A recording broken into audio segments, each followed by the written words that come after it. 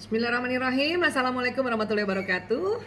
Saya insya Allah ini akan membahas pertanyaan-pertanyaan atau menjawab pertanyaan-pertanyaan yang sudah diberikan ya. Ini ada dari Ibu Wiwin Nur Farida, dari Ibu Umiatun Keranggan ya, dan Ibu Yanti Herniwati dan Ibu Rohana di Cibung Bulang ya.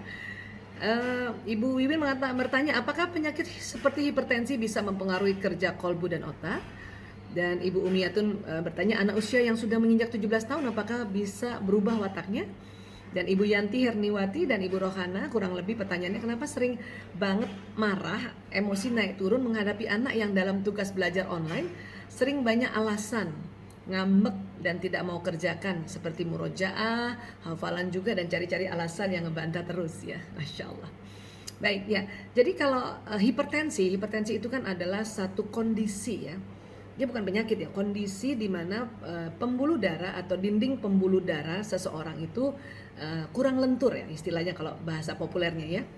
Permeabilitasnya ya kurang atau kurang lentur, sehingga pembuluh darah ini kalau diibaratkan sebagai selang air, dia kaku ya, kaku. Dan pada saat pembuluh darah kaku dan kemudian pola makan kita juga yang banyak mengandung lemak atau kolesterol, sehingga membuat plak, atau kalau dia selang air dia lumutnya banyak itu nanti, sehingga menyulitkan darah yang jalan di pembuluh darah tersebut ya, padahal memang otak, seluruh tubuh ini butuh darah yang dibawa oleh pembuluh darah ya. Kolbu atau jantung itu sendiri yang nanti memompa darah ke otak dan ke seluruh tubuh ya.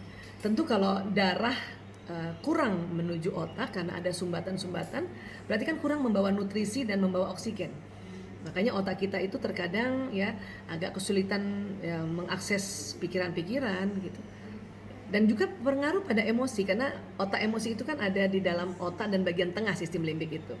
Ya, jadi seringnya kalau kita mau naikkan emosi ke level atas agak sulit kalau kita punya hipertensi yang tidak terkontrol. Ya, hipertensi bisa dikontrol. Makanya harus konsultasi dengan dokter ya, khususnya dokter penyakit dalam, untuk bisa mengkontrol bagaimana caranya mengkontrol hipertensi ini. Apakah minum obat, apakah ada ikhtiar-ikhtiar yang lainnya, ya, seperti itu.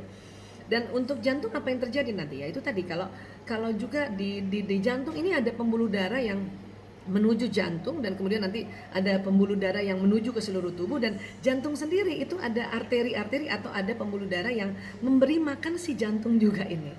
Sehingga kalau orang hipertensi kadang-kadang ya pembuluh darah yang ke jantung ini kadang-kadang terhambat kalau ada sumbatan di arteri koronaria istilahnya ya namanya ya.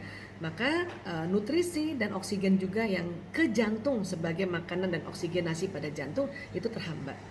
Ya. Dan inilah yang membuat orang kadang-kadang kena sakit jantung istilahnya ya, yang tipe infak miokard akut. Sakit jantung dadakan gitu kadang-kadang ya. Nah, itu. Jadi kalau kita memang punya genetik hipertensi atau kita punya orang tua, kita tahu bahwa pembuluh darah mereka ya kurang lentur dan punya riwayat seperti itu, maka kita juga harus segera hati-hati dan segera juga jaga pola makan, jaga pola pikiran, pola perasaan gitu ya. Dan tentu harus rajin konsultasi karena sudah dapat didapati obat-obatan yang bisa membantu melenturkan pembuluh darah tersebut ya. Itu Ibu Wiwin ya Bu. Ibu Umiatun, anak usia menginjak 17 apakah bisa berubah wataknya? Watak itu nggak berubah, cuman bisa dibentuk. Ibarat bahan dasar ya, bahan dasar nggak berubah. Kayu adalah kayu, tapi bisa dibentuk. Kayu bisa dibentuk menjadi meja kotak gitu ya. Kayu bisa dibentuk jadi meja bundar. Batu bisa dibentuk jadi meja bundar, atau batu bisa dibentuk menjadi meja kotak. Nah, membentuknya itu yang namanya membentuk karakter. Ya, batu, kayu, besi, plastik itulah watak, bahan dasar. Ya, tetap ya bahan dasar itu ada, wataknya ada, dan memang watak yang diilhamkan oleh Allah di dalam jiwa kita, jiwa ini di otak ini ya, itu ada jalan kefasikan dan ketakwaan. Berarti kalau kata para ahli watak itu dikatakan watak itu ada kekuatan dan kelemahannya. Tinggal ajarkan dia kekuatannya apa dan kelemahannya apa, tingkatkan kekuatannya dan reduce ya, kurangi kelemahannya. Ya, ini yang akan terus kita dampingi anak-anak untuk menemukan itu. Makanya pelajaran-pelajaran tentang mengenal watak, memahami watak itu sangat membantu untuk bisa kita membuat watak ini menjadi watak yang berkarakter yang Islami. seperti itu ya. Bu Yanti dan Bu Rohana, ini gimana nih, sering marah ya, emosi anak turun naik turun gitu ya. Gini Bu, anak-anak juga belajar online itu nggak mudah loh ya, apalagi anak-anak yang punya watak ekstrovert yang terbiasa kalau dia belajar bersama teman-teman itu ada energi dari teman-teman yang membuat dia tambah semangat ya. Artinya kalau ada anak pada saat belajar online banyak alasan, ngambek dan kadang-kadang nggak mau ngerjakan, coba cek kenapa sih gitu. Laparkah, hauskah, ngantukkah, atau dia belum tahu metodologinya gitu. Karena setiap anak gaya belajarnya beda-beda. Ada anak gaya belajarnya visual, dia lihat. Ada anak belajarnya mendengar, auditori, dia mendengar. Ada anak belajarnya dengan kinestetik, dia jalan-jalan. Jadi kalau dia murojaah gitu, dia menghafal dengan sambil jalan, sambil dia pegang-pegang mainan. Itu kalau yang gaya belajarnya kinestetik, yang pakai gerak, itu justru lebih memudahkan.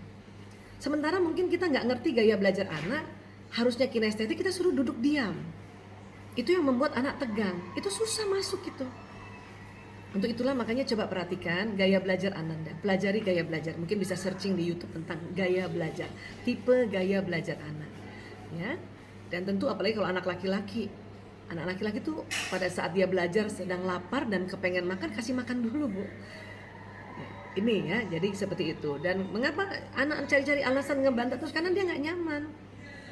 Mudah-mudahan ibu setelah ngerti kondisi anak, apakah lapar, apakah haus, apakah ngantuk, apakah demam badannya makanya nggak enak, dan tahu juga gaya belajarnya, maka insya Allah kalau kita sudah bisa terapkan, kita lebih lembut, maka anak menjadi lembut juga. Ya, kalau ibunya semangat, anaknya semangat.